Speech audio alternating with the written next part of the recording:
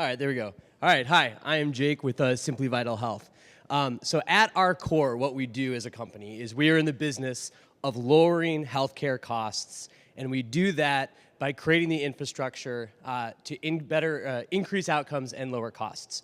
And to do that, we have a mix of both proprietary and open source software and a world-class team to back it up.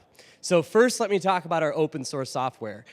We realized that there wasn't a blockchain protocol designed specifically for healthcare in mind. And so we developed Health Nexus. And there's three things that I talk about that make Health Nexus unique.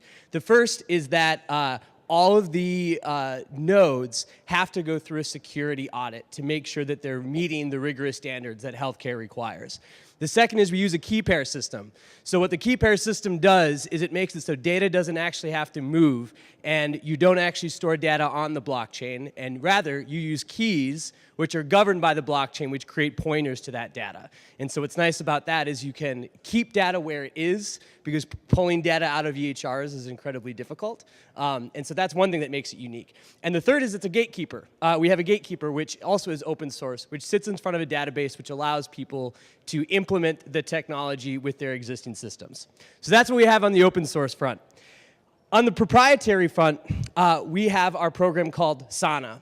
So we are focused on bundled payments here in the United States. So we work directly with providers groups and provide a suite of services. And these services are meant to drive clinical improvements, operational improvements, improve patient recovery time, and decrease costs. So we are currently working with providers through BPCIA, which is the program in Medicare called bundled payments, more colloquially.